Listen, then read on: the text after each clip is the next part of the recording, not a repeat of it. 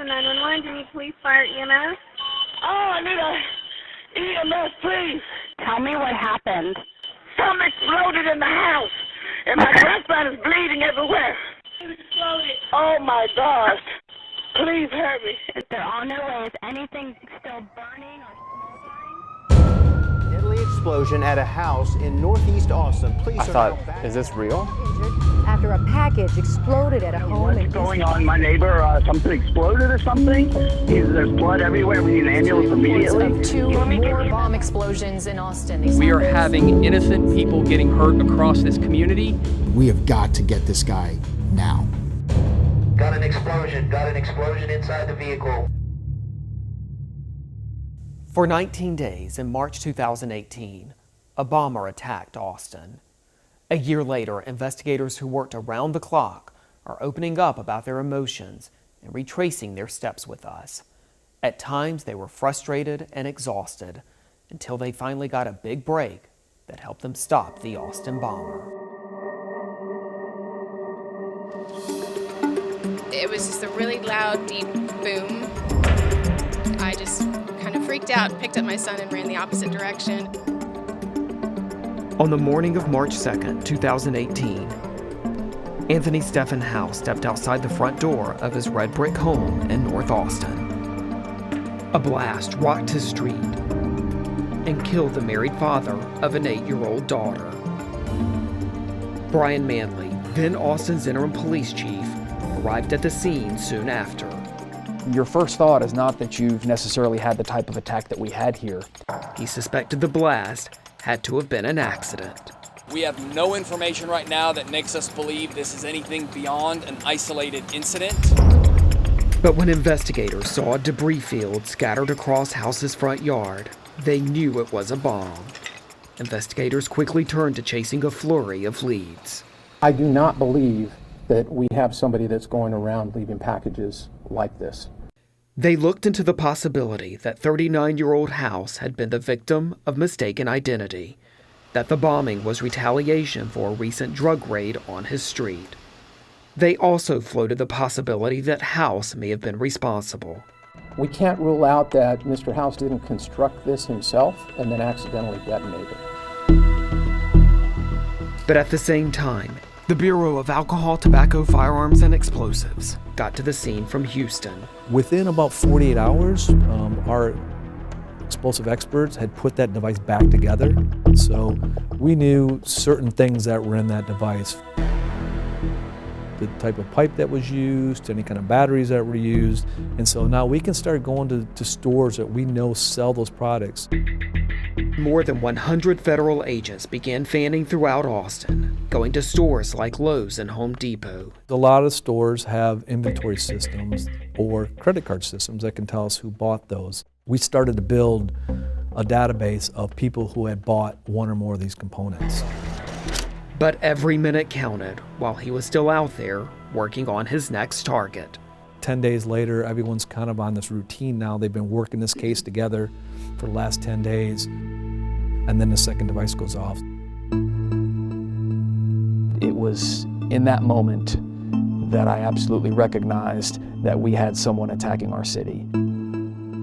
On the morning of March 12th, a second explosion, this one killing 17-year-old Traylon Mason, a well-known student and musician. Right now I'm still like in denial.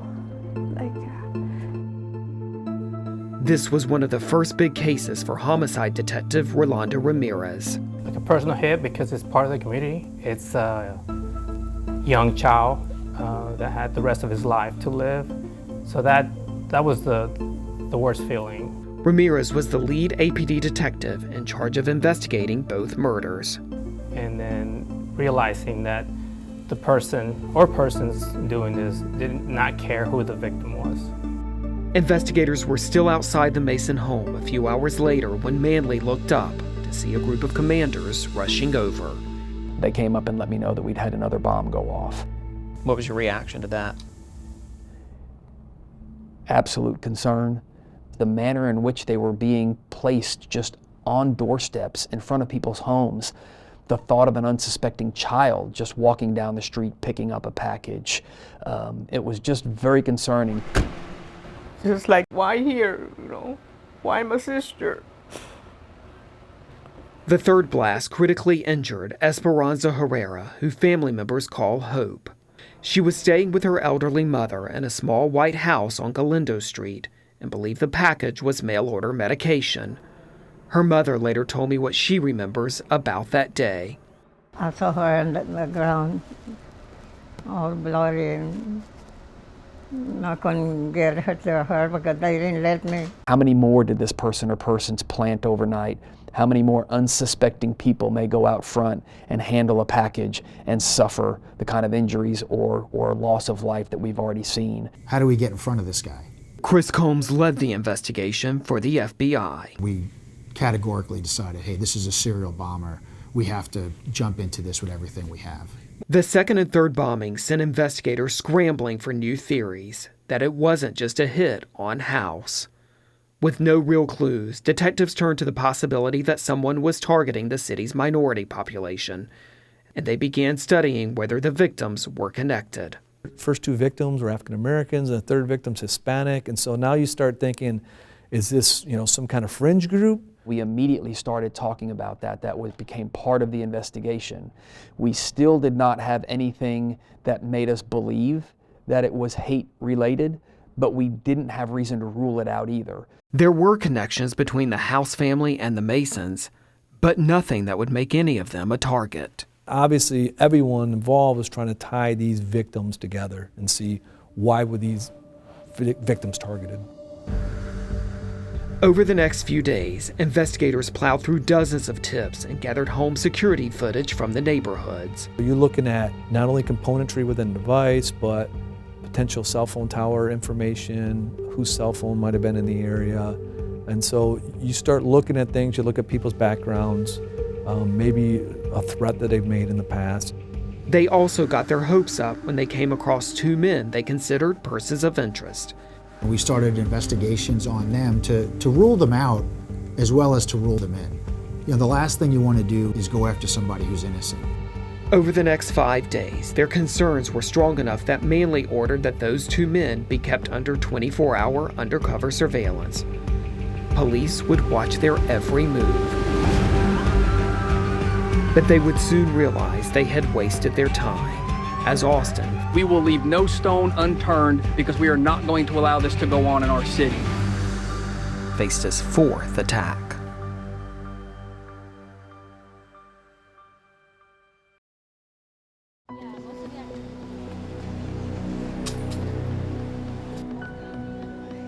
"16 days into Austin's bombing attacks, now with 2 dead and 1 critically hurt, investigators were still scraping for clues to make sense of the attacks. You just didn't know where the endpoint was going to be. Sunday, March 18th, they had a news conference. The reward money that is now available is $100,000 for a tip that leads to an arrest in this case. Behind the scenes, they also had come up with another goal. The second purpose was really to try to communicate with the bomber and get him to communicate with us. By now, hundreds of federal agents had descended onto Austin to help with the investigation. Brian Manley wouldn't get a chance to rest that Sunday night. And Chief Manley is now on scene. Let's go to him live. We had a report of an explosion, and what we have right now is a scene where it is obvious that an explosion has taken place. Investigators first feared it was the work of a copycat, but when they arrived at the scene, the bomb had all the hallmarks of the other 3. Only this time, he had used something more elaborate, a tripwire anchored by 2 yard signs to trigger the blast. This is a jump in sophistication. This is a jump in lethality, and that concerned us greatly. So that was a whole nother issue, is he's raising his game, he's taking it to another level. It injured Will Grote and Colton Mathis, 2 young men who had been friends since high school. One of them had a injury on the lower leg, and blood was streaming down, kind of from knees down on both legs. It also caused investigators to abandon their theory that the bomber was targeting minorities or anyone specific. There was not an intended victim. That one was randomly placed, and anyone that happened upon it would have been the victim. They also realized that two men they had been watching and who were persons of interest weren't connected after all. We knew where they were that Sunday night, and so Monday morning, we were literally back to square one. To see that, evaporate when we had bomb number 4 go off and we could account for the whereabouts of those persons of interest, there is a moment of defeat. Investigators spent that Monday determined to come up with something new. Everyone just dug back in and doubled down and worked that much harder because we recognized it wasn't going to stop and that the need was even greater now to keep digging. Really, you have to start all over again. Frankly, there weren't a lot of clues.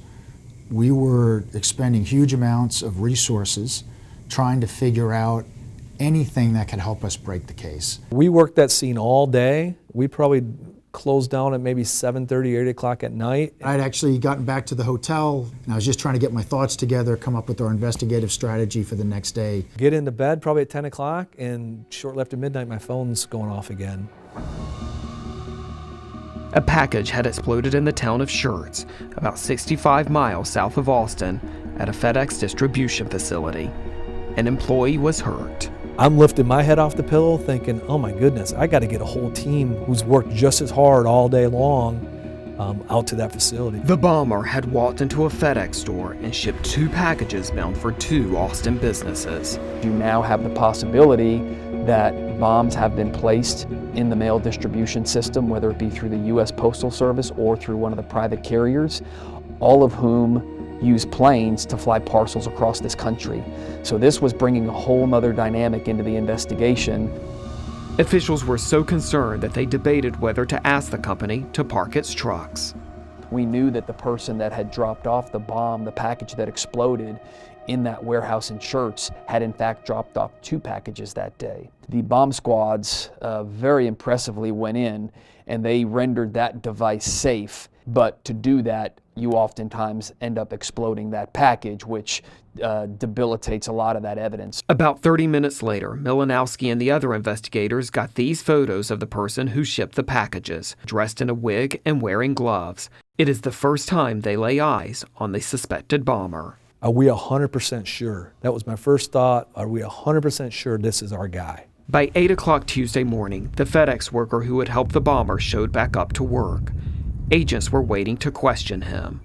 He admits he thought the sender was suspicious, but he said he didn't think to raise an alarm.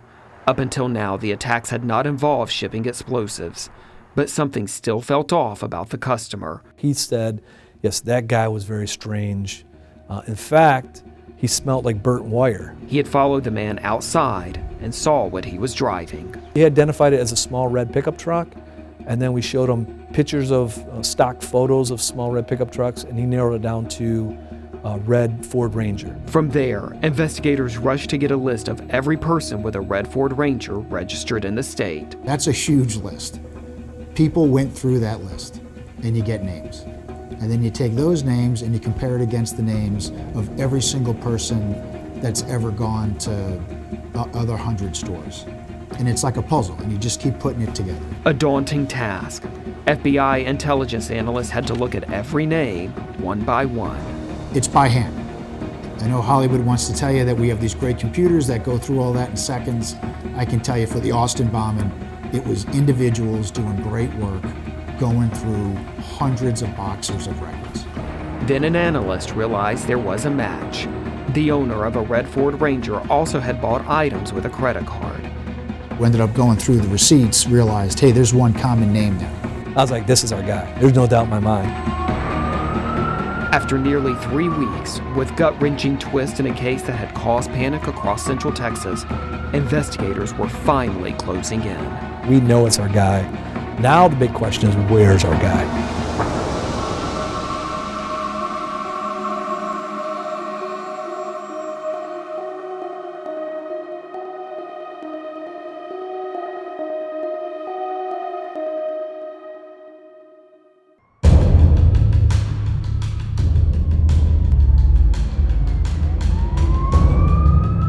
Investigators who had devoted weeks to finding the Austin bomber moved fast after getting their most promising lead yet. There was a sense of energy over in the investigators' area. An FBI crime analyst had matched a suspect's name with store receipts showing he bought the same items found in his explosives.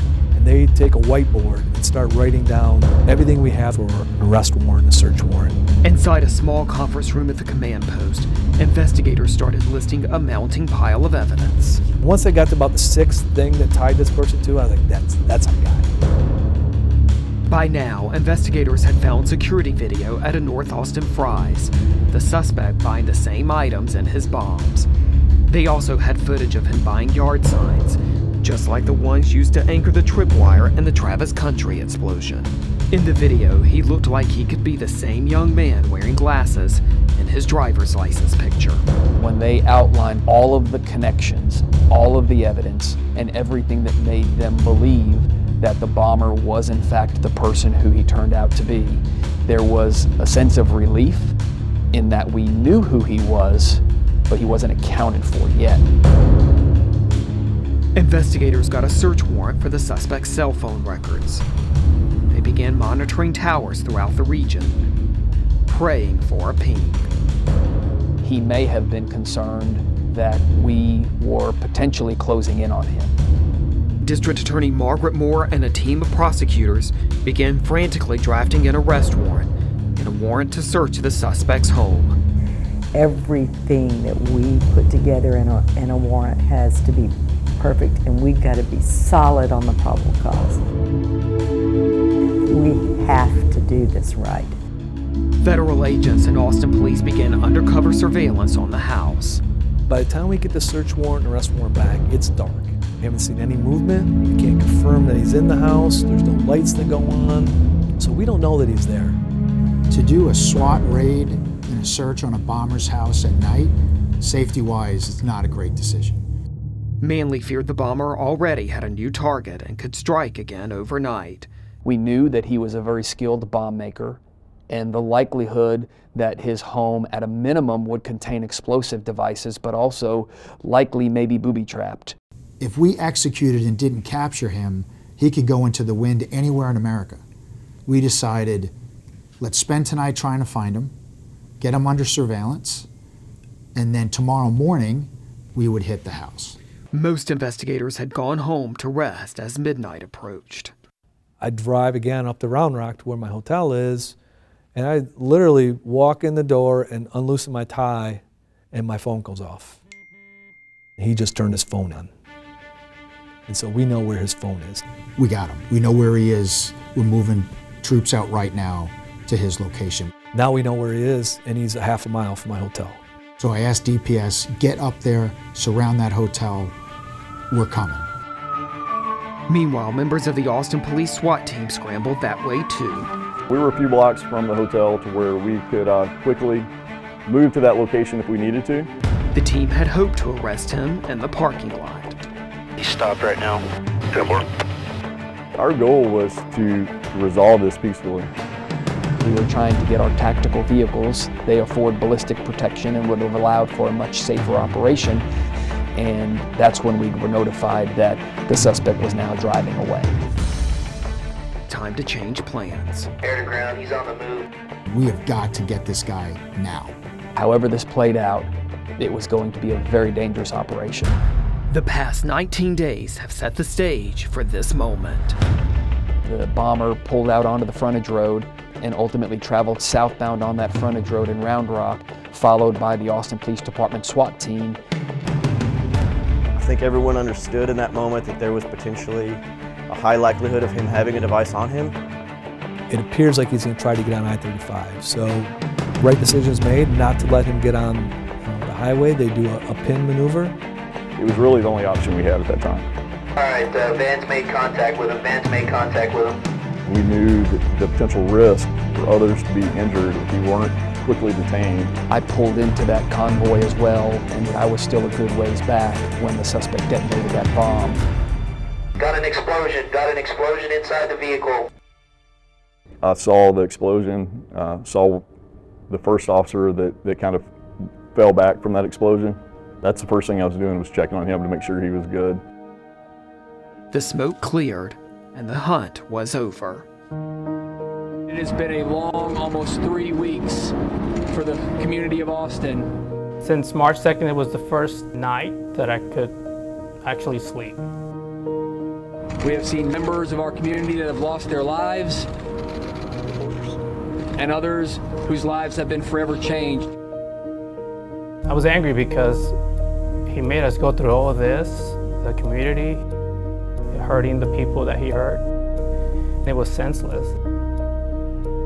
The deaths that occurred here were random and meaningless.